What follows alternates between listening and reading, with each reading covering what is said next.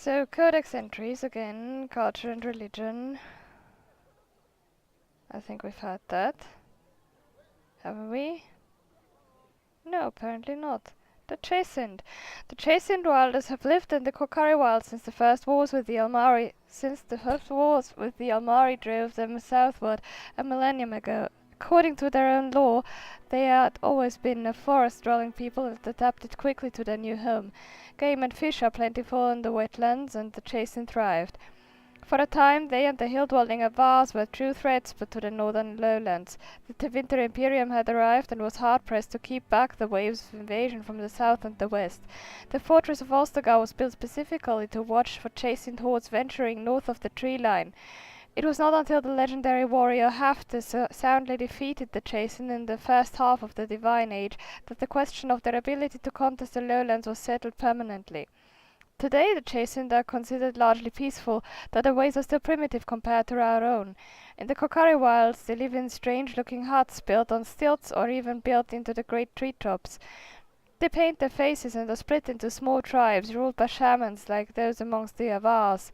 There are many tales of these shamans having learned the magic from the witches of the wilds, witches that inspire as much terror as they do awe and gratitude, even if there is no definite proof they exist. In particular, the tale of Lameth, the greatest witch of the wilds, is celebrated among all tribes. While there is no way to know how many there are in the wilds today, few travelers that pass through the forest tell of Chasind eking out an existence even in the frozen wastelands of the far south. One can assume that should the Chasind ever organize themselves once more, we might have reason to fear them here in Ferelden. We ignore them at our peril. From Ferelden, folk learned history by Sister Petrine, Chantry Scholar. Well, being a Chantry woman, she would fear them. Alistair, we have something new. His mother was a serving girl who died when Alistair was very young. He was raised by Eamon Garin and Earl of Redcliffe for a time. The Earl's wife, Isolde, suspected the reason her husband took an interest in the welfare of a servant's child was Alistair was Eamon's son. She insisted that the boys must be sent away to the Chantry. Morrigan.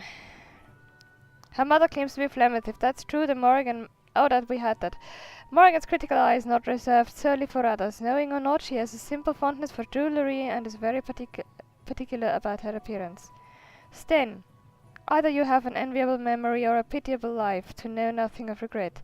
The northern islands are remote, lush jungles that harbour cities rumoured to be the most extraordinary ever built.